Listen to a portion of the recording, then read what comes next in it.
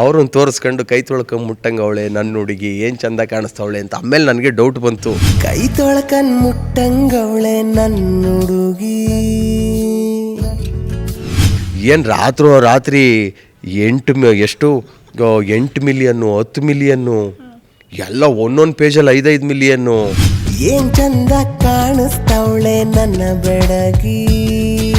ನಾನು ಊಟಕ್ಕೆ ಹೋಗಿದಾಗ ಒಂದು 2 hours ಕೂತ್ಕೊಂಡು ನಮ್ಮ ಸಿನಿಮಾ ಬಗ್ಗೆ, ನಮ್ಮ ಲೈಫ್ ಬಗ್ಗೆ ಅವರು ಕೂತ್ಕೊಂಡು ಮಾತಾಡ್ಸಿದ್ರು ನಮ್ಮನ್ನು. ಅವ್ರ ಪರ್ಸ್ನಲ್ ನಂಬರ್ನ ಆ್ಯಡ್ ಮಾಡ್ಕೊ ಅಂದ್ಬಿಟ್ಟು ನನ್ನ ಮೊಬೈಲ್ಗೆ ಆ್ಯಡ್ ಮಾಡಿದ್ರು. ಹತ್ತಿರ ಬಾರಮ್ಮಿ. ನಾನು ಕೂಡ ಇಷ್ಟಪಟ್ಟು ನಿನ್ನ ಜೊತೆ ಎಂಜಾಯ್ ಮಾಡಿದ್ದೀನಿ. ಆ ಕಮೆಂಟ್ಸ್ ಯಾವುದು ಓದಕ್ಕೆ ಹೋಗ್ಬೇಡ, ನೋಡಕ್ಕೆ ಹೋಗ್ಬೇಡ ಅಂತ. ಕೈ ತೊಳ್ಕಂಡ್ ಮುಟ್ಟಂಗವಳೆ ನನ್ನ ಹುಡುಗಿ. ಏನ್ ಚಂದ ಕಾಣಿಸ್ತಾವಳೆ ನನ್ನ ಬೆಡಗಿ. ಹತ್ತಿರ ಬಾರಮ್ಮಿ, ಪಕ್ಕದಲ್ಲಿ ಕೂರಮ್ಮಿ, ಮುತ್ತೊಂದ ನೀಡಮ್ಮಿ. ಓಡೋಡ್ಕೊಂಡು ಓಡೋಡಿ ಬಂದೆ ನಿನ್ನನ್ನು ನೋಡಲು. ಓಡೋಡ್ಕೊಂಡು ಓಡೋಡಿ ಬಂದೆ ನಿನ್ನನ್ನು ನೋಡಲು. ಸಿನಿಮಾ ಸಾಂಗ್ಗಳನ್ನು ಕೇಳಿದಾಗ ಸಿಕ್ಕಾಪಟ್ಟೆ, ಅದು ನೀವು ಡಿ ಕೆ ಶಿ ಅವರ ಪತ್ನಿಗೆ ಹಾಡಿದ್ದಂತ ಸಿಕ್ಕಾಪಟ್ಟೆ ವೈರಲ್ ಆಗಿತ್ತು.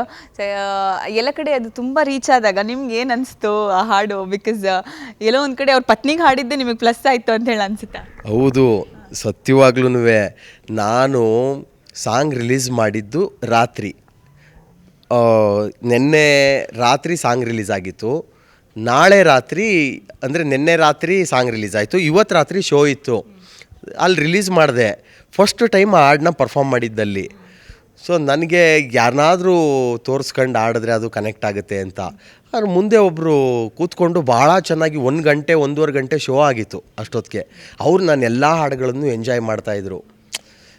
ಸರಿ, ಯಾರ್ದಾದ್ರೂ ಒಂದು ಆಡಿಯನ್ಸ್ ಜೊತೆ ಹೋಗಿ ಆಡಿದ್ರೆ ಅದೊಂಥರ ಕನೆಕ್ಟ್ ಆಗುತ್ತೆ ಅಂದ್ಬಿಟ್ಟು ಏನು ಮಾಡಿದೆ, ನನಗೆ ಅಲ್ಲೆಲ್ಲೋ ಆ ಕಡೆ ಮಧ್ಯೆ ಹೋಗ್ಬಿಡೋಣ ಅಂದ್ಬಿಟ್ಟು ನೋಡಿದೆ. ಅಲ್ಲೆಲ್ಲೂ ಜಾಗ ಇರಲಿಲ್ಲ. ಅಲ್ಲೊಂದು ಕಡೆ ಅವ್ರು ಕೂತಿದ್ದ ಜಾಗದಲ್ಲಿ ಜಾಗ ಇತ್ತು, ಅಲ್ಲಿ ಜಂಪ್ ಮಾಡಿ ಆಡ್ಬಿಟ್ಟೆ. ಅಲ್ಲಿ ಜಂಪ್ ಮಾಡಿದೆ, ಅವರೇ ಸಿಕ್ಕಿದ್ರು. ಅವ್ರನ್ನ ತೋರಿಸ್ಕೊಂಡು ಕೈ ತೊಳ್ಕೊಂಡ್ ಮುಟ್ಟಂಗವಳೆ ನನ್ನ ಹುಡುಗಿ, ಏನು ಚಂದ ಕಾಣಿಸ್ತವಳೆ ಅಂತ. ಆಮೇಲೆ ನನಗೆ ಡೌಟ್ ಬಂತು. ಪಕ್ಕದಲ್ಲಿ ನನಗೆ ಗೊತ್ತಿರೋರೊಬ್ಬರಿದ್ದರು. ಅವ್ರನ್ನ ಕೇಳಿದೆ, ಅಕ್ಕ ಇವರು ಅಂತ. ಅವರು ನಮ್ಮ ಡಿ ಕೆ ಸಾಹೇಬ್ರವ್ರ ವೈಫು ಅಂದರು. ನನಗೆ ಅಯ್ಯೋ ಏನಪ್ಪ, ಈಗ ಅವ್ರನ್ನ ಬಿಟ್ಬಿಟ್ಟು ಹೋಗ್ಬಿಟ್ರು ಒಂಥರ ಹೋಗಿ ಬರೀ 2 ಲೈನ್ ಆಡ್ಬಿಟ್ಟು ಹೊಟ್ಟೋಗ್ಬಿಟ್ರು ಚೆನ್ನಾಗಿರಲ್ಲ. ಕಂಪ್ಲೀಟ್ ಮಾಡಬೇಕಲ್ಲ ಅದನ್ನು. ಇಮ್ಮಿಡಿಯೇಟ್ ಅಲ್ಲಿ ಏನು ಚಂದ ಕಾಣಿಸ್ತವ್ರೆ ನಮ್ಮ ಮೇಡಮ್, ಕೈ ತೊಳ್ಕೊಂಡ್ ಮುಟ್ಟಂಗವ್ರೆ ನಮ್ಮ ಮೇಡಮ್ ಅಂಥೇಳಿ ಡಿ ಕೆ ಸಾಹೇಬರು ವಿಧಾನಸೌಧದಿಂದ ಓಡೋಡಿ ಬಂದರು. ನಿಮ್ಮನ್ನು ನೋಡಲು ಒಯ್ಯಾರೆ ಅಂತ ಆಡಿದೆ ನೋಡಿ.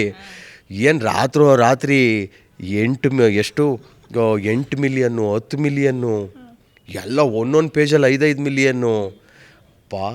ನಾವು ಇಷ್ಟೆಲ್ಲ ಸಾಂಗ್ ಅಂದರೆ ಜನಗಳ ರೀಚ್ ಯಾವುದನ್ನು ರಾತ್ರಿ ಯಾವುದು ಏನಾಗುತ್ತೆ ಅಂತ ಗೊತ್ತಿರಲ್ಲ. ಸೊ ಹಂಗೆ ಅದು ಅವ್ರ ಮುಖಾಂತರನೇ ಆ ಸಾಂಗು ಒಂದು ಸೂಪರ್ ಹಿಟ್ ಆಯಿತು. ಈ ಸಾಂಗ್ ವೈರಲ್ ಆದ ನಂತರ ಡಿ ಕೆ ಸಾಹೇಬ್ರೇನಾದರೂ ನಿಮಗೆ ಆವಾಜ್ ಹಾಕಿದ್ರಾ? ಬಿಕಾಸ್ ಅವ್ರ ಹೆಂಡತಿಗೋಸ್ಕರ ಹಾಡಿರೋದು. ಏನಂದ್ರು ಅವ್ರು ಏನಾರು ಕಾಲ್ ಮಾಡಿದ್ರೆ, ಏನಾರು ರಿಯಾಕ್ಟ್ ಮಾಡಿದ್ರೆ? ಆ್ಯಕ್ಚುಲಿ ಅವತ್ತು 11:30 ಗಂಟೆಗೆ ಶೋ ಮುಗೀತು. ನಮ್ಮನ್ನೆಲ್ಲ ಮನೆಗೆ ಊಟಕ್ಕೆ ಕರೆದಿದ್ರು. ಊಟಕ್ಕೆ ಹೋಗಿದ್ವಿ. ನಾನು ಊಟಕ್ಕೆ ಹೋಗಿದಾಗ ಒಂದು 2 hours ಕೂತ್ಕೊಂಡು ನಮ್ಮ ಸಿನಿಮಾ ಬಗ್ಗೆ, ನಮ್ಮ ಲೈಫ್ ಬಗ್ಗೆ ಅವರು ಕೂತ್ಕೊಂಡು ಮಾತಾಡ್ಸಿದ್ರು ನಮ್ಮನ್ನು. ನೀ ಏನು ಮಾಡ್ತಾಯಿದ್ದೀಯಾ, ಒಂದು ಹಾಡು ಆಡಿದ್ರೆ ನಿಮ್ಗೆ ದುಡ್ಡು ಎಷ್ಟು ಕೊಡ್ತಾರೆ, ಈ ಕಾರ್ಯಕ್ರಮಗಳು ತಿಂಗಳಿಗೆ ಎಷ್ಟು ಮಾಡ್ತೀರಾ ನೀವು, ನಿಮ್ಮ ಲೈಫ್ ಹೆಂಗಿರುತ್ತೆ ಅಂತ ಸಾಕಷ್ಟು ಹೊತ್ತು ಮಾತಾಡಿದ್ವಿ. ಯಾವ ಥರದ ತೊಂದರೆನೂ ಇಲ್ಲ. ನನ್ನಿಂದ ಏನು ಹೆಲ್ಪ್ ಆಗುತ್ತೆ, ನಿಮ್ಮ ಕಲಾವಿದರುಗಳಿಗೆ ಏನು ಬೇಕಾದರೂ ಬಂದು ನನಗೆ ಹೇಳಪ್ಪ, ನೀನೇ ನೇರವಾಗಿ ಹೇಳು ಅಂದ್ಬಿಟ್ಟು ಅವ್ರ ಪರ್ಸ್ನಲ್ ನಂಬರ್ನ ಆ್ಯಡ್ ಮಾಡ್ಕೊ ಅಂದ್ಬಿಟ್ಟು ನನ್ನ ಮೊಬೈಲ್ಗೆ ಆ್ಯಡ್ ಮಾಡಿದ್ರು. ಭಾಳ ಖುಷಿ ಆಯಿತು. ಆಮೇಲೆ ನಾನು ಅಲ್ಲಿ ಹೇಳಿಬಿಟ್ಟೆ, ಅಣ್ಣ ನಂಗೆ ಸ್ಟಾರ್ಟಿಂಗ್ ಗೊತ್ತಿರಲಿಲ್ಲ ಹೋದಾಗ ನಾನು ಅಂತ. ಅದಕ್ಕೆ ಅವ್ರು ಸುಮ್ಮನೆ ನಕ್ಕಿದ್ರು, ಅಷ್ಟೇ ಇರಲಿ ಬಿಡು ಅಂತ ನಕ್ಕಿದ್ರು. ಆಮೇಲೆ ಅದ್ರ ಮಾರಣೆಗೆ ಅವ್ರ ವೈಫು ಅಕ್ಕವರು ಅವರ ಸಿಸ್ಟರ್ಗೆ ಕಾಲ್ ಮಾಡಿಸಿ ಆ ಕಮೆಂಟ್ಸ್ಗಳನ್ನೆಲ್ಲ ಅವರು ಎಲ್ಲೋ ನೋಡಿಬಿಟ್ಟು, ನೀನೇನು ಇದು ಆ ಕಮೆಂಟ್ಸ್ನೆಲ್ಲ ಓದಕ್ಕೆ ಹೋಗ್ಬೇಡ ಕಣಪ್ಪ, ನಾನು ತುಂಬ ಚೆನ್ನಾಗಿ ಎಂಜಾಯ್ ಮಾಡಿದ್ದೀನಿ, ನೀನು ತುಂಬ ಚೆನ್ನಾಗಿ ಕನಕೋತ್ಸವದಲ್ಲಿ ಕಾರ್ಯಕ್ರಮ ನಡೆಸ್ಕೊಟ್ಟೆ, ನಾನು ಕೂಡ ಇಷ್ಟಪಟ್ಟು ನಿನ್ನ ಜೊತೆ ಎಂಜಾಯ್ ಮಾಡಿದ್ದೀನಿ, ಆ ಕಮೆಂಟ್ಸ್ ಯಾವುದು ಓದಕ್ಕೆ ಹೋಗ್ಬೇಡ, ನೋಡೋಕ್ಕೆ ಹೋಗ್ಬೇಡ ಅಂತ ಅವರು ಫೋನ್ ಮಾಡಿ ಹೇಳಿಸಿದ್ರು. ಈಗ ಪರಭಾಷೆಯಲ್ಲಿ ಒಂದಷ್ಟು, ಈಗ ತಮಿಳ್ ಮಲಯಾಳಂ ಸಿನಿಮಾಗಳು ಬಂದಾಗ ತುಂಬ ನೈಜವಾಗಿ ತೋರಿಸ್ತಾರೆ, ತುಂಬ ಕನೆಕ್ಟ್ ಆಗುತ್ತೆ, ರಿಯಲಿಸ್ಟಿಕ್ ಆಗಿರುತ್ತೆ ಅಂತ ಹೇಳ್ತಾರೆ. ಸೊ ಅದೇ ಪ್ರಯತ್ನವನ್ನು ಕನ್ನಡದಲ್ಲಿ ಮಾಡಿದಾಗ ಎಲ್ಲೋ ಒಂದು ಕಡೆ ಅದು ಬ್ಯಾಕ್ಡ್ರಾಪ್ ಆಗ್ತಾ ಇದೆಯಾ, ಫೇಲಿಯರ್ ಆಗ್ತಾ ಇದೆಯಾ, ಅಥವಾ ಅದಕ್ಕೆ ರೀಸನ್ಸ್ ಏನು, ಯಾಕೆ ಈ ರೀತಿ ಅಂತ ಹೇಳಿ ನಿಮ್ಗೆ ಅನಿಸುತ್ತೆ? ಹೌದು, ಅಂದರೆ ನನ್ನ ಅಬ್ಸರ್ವೇಷನ್ ಪ್ರಕಾರ ಒಂದು ತುಂಬ ಗಂಭೀರವಾದ ವಿಷಯನ ಇಟ್ಕೊಂಡು ಸ್ಟ್ರಾಂಗ್ ಕಂಟೆಂಟ್ನ ತಗೊಂಡು ಮಾಡೋಕ್ಕೋದ್ರೆ ಕನ್ನಡದಲ್ಲಿ ಆಕ್ಸೆಪ್ಟ್ ಮಾಡ್ಕೊತಾ ಇಲ್ಲ. ಅದೇನಕ್ಕೆ ಏನು ಗೊತ್ತಿಲ್ಲ. ಅದೇ ಒಂದು ಸ್ಟ್ರಾಂಗ್ ಕಂಟೆಂಟ್ನ ನಾವು ಪರಭಾಷೆಗಳಲ್ಲಿ ಬಂದರೆ ನಾವು ಹೋಗಿ ನೋಡ್ತಿದ್ದೀವಿ. ನಮ್ಮ ಜನರು ನೋಡ್ತಾರೆ. ಅದಕ್ಕೆ ಅದು ಕನ್ನಡದಲ್ಲೇ ಸ್ಟ್ರಾಂಗ್ ಕಂಟೆಂಟ್ ಬಂದಾಗ, ಸೀರಿಯಸ್ ವಿಷಯಗಳು ಬಂದಾಗ ಅದನ್ನು ಅಕ್ಸೆಪ್ಟ್ ಮಾಡ್ಕೊತಾ ಇಲ್ಲ. ಅದೇ ಒಳ್ಳೆ ಕಂಟೆಂಟ್ಗಳು ಮನರಂಜನಾತ್ಮಕವಾಗಿದ್ದಾಗ ಅಕ್ಸೆಪ್ಟ್ ಮಾಡ್ಕೊತಾರೆ. ಸ್ಟ್ರಾಂಗ್ ಕಂಟೆಂಟೇ ಅದು ನಿಮಗೆ ಎಂಟರ್ಟೈನ್ಡ್ ಆಗಿರಬೇಕು.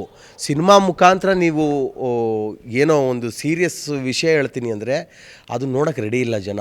ಅಯ್ಯೋ ನಮ್ಮದೇ ಸುತ್ತಮುತ್ತ ನೂರಾರು ತಾಪತ್ರೆಗಳಿರ್ತಾವಪ್ಪ, ಇನ್ನೂ ಒಂದು ತಾಪತ್ರೆ ಇನ್ಯಾರ್ದೋ ತಾಪತ್ರೆನ ನಾನು ಯಾಕೆ 2 ಗಂಟೆಗಳ ಕಾಲ ನೋಡಬೇಕು?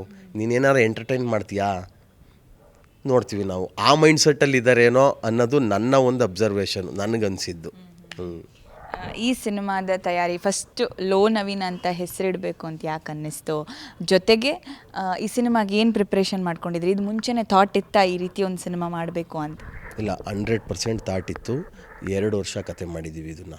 1.5 1.25 ವರ್ಷ ಕತೆ ಮಾಡಿದ್ದೀವಿ.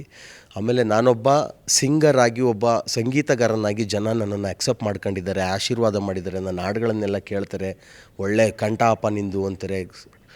ಬೇರೆ ಕರ್ನಾಟಕದ ಮೂಲೆಗಳಲ್ಲಿ ಕಾರ್ಯಕ್ರಮ ಮಾಡ್ತೀನಿ, ಆಡಿಯನ್ಸ್ ಜೊತೆ 1 to 1 ಇರ್ತೀನಿ ನಾನು.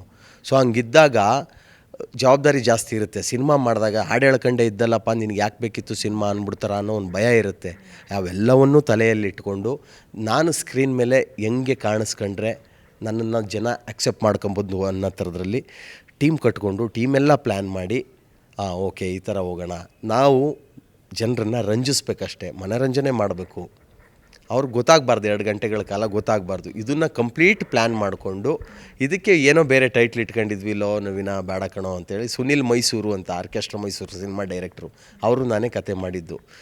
ಬೇಡ ಕಣೋ, ಲೋ ನವೀನ ಅಂತಲೇ ಇಟ್ಕೊಳ್ಳೋ ಕಣೋ, ಇದೊಂದು ಕನೆಕ್ಟ್ ಆಗುತ್ತೆ ಆಡಿಯನ್ಸ್ಗೆ, ಕರೆಕ್ಟ್ ಅಲ್ವಾ ಅಂದ್ಬಿಟ್ಟು ಒಂದು 2 ನಿಮಿಷ ಯೋಚನೆ ಮಾಡಿದೆ, ಚೆನ್ನಾಗಿದೆ ಅಂದ್ಬಿಟ್ಟು ಸುಮ್ಮನೆ ಅದನ್ನು ಫಾಂಟ್ ಮಾಡಿಸಿದ್ವಿ ಲೋ ನವೀನ ಅಂತ. ಅದು ಕೇಳಿದಾಗಲೂ ಅದು ನೋಡಿದಾಗಲೂ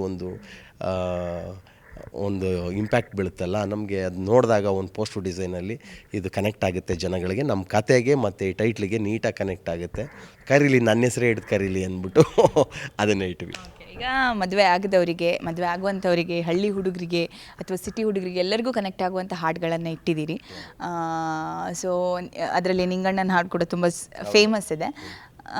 ನವೀನ್ ಅವರು ಲೋ ನವೀನ ಅಂತ ಸಿನಿಮಾ ಮೂಲಕ ಈಗ ಹುಡುಗಿರು ಲಕ್ಷಣವಾಗಿದ್ದರೆ ಹೆಂಗೆ ಹಾಗೆ ಅಂತೆಲ್ಲ ಟಾಕ್ಸ್ ಇದೆ.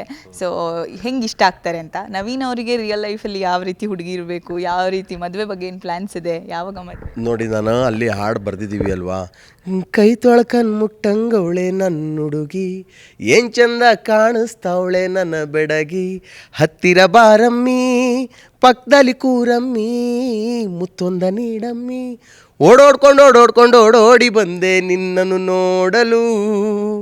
ಇದು ನಮ್ಮ ಸಿನಿಮಾದು ಹಿಟ್ ಆಗಿರೋ ಸಾಂಗು. ಅಂದರೆ ನಮ್ಮ ಕಲ್ಪನೆಯ, ಅಂದರೆ ಕೈ ತೊಳ್ಕೊಂಬಿಟ್ಬೇಕು ಅಂದರೆ ಬೆಳ್ಳಗಿರಬೇಕು, ನಾವು ಕೈ ತೊಳ್ಕೊಂಬಿಟ್ಬೇಕು ಅನ್ನೋ ಥರ ಅಲ್ಲ ಅದು. ಈಗ ಆಡು ಭಾಷೆಯಲ್ಲಿ ನಮ್ಮ ಹುಡುಗಿ ಹೆಂಗವಳೆ ಗೊತ್ತಾ, ಸಾಕಷ್ಟು ಕೇಳ್ತಾ ಇರ್ತೀವಿ ಅಲ್ವಾ, ಕೈ ತೊಳ್ಕೊಂಬಿಟ್ಬೇಕು, ಹಂಗಿರಬೇಕು.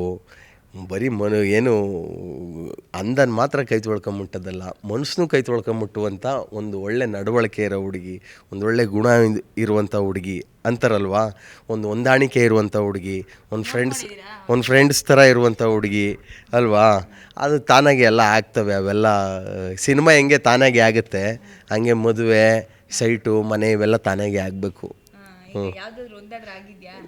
ಏನು ಮದುವೆನಾ? ಮನೆ ಆಗಿದೆ. ಮೈಸೂರಲ್ಲಿ ಒಂದು ಮನೆ ತಗೊಂಡೆ, ಮನೆ ಆಗಿದೆ. ಸ್ವಂತ ಮನೆ ಇರಬೇಕಲ್ವ ಕಲಾವಿದರಿಗೆ. ಇಲ್ಲಿ ಬೆಂಗಳೂರಲ್ಲಿ ಒಂದು ಬಾಡಿಗೆ ಮನೇಲಿದ್ದೀನಿ, ಸಾಕು ಒಂದು ಮನೆ ಬಾಡಿಗೆಗೆ. ಈಗ ಸ್ವಂತ ಮನೆ ಇದೆ, ಇನ್ನು ಸೈಟೆಲ್ಲ ಏನು ಮನೆಯೇ ಇದೆಯಲ್ಲ, ಇನ್ನೇನು ಬೇಡ. ಜೀವನಕ್ಕೆ ಏನು ತೊಂದರೆ ಇಲ್ಲ, ಆರಾಮಾಗಿ ಹೋಗ್ತಾ ಇದೆ. ಆಮೇಲೆ ತುಂಬ ಖುಷಿಯಾಗಿದ್ದೀನಿ. ನಾನು ಜನಗಳ ಮಧ್ಯೆ ಇರ್ತೀನಿ, ಯಾವಾಗಲೂ ಹಾಡಿಕೊಂಡು ಖುಷಿಯಾಗಿರ್ತೀನಿ. ಈಗ ಸಿನಿಮಾ ಮಾಡ್ತೀನಿ, ಮದುವೆ ಆಗುತ್ತೆ ಬಿಡಿ ತಾನಾಗೆ.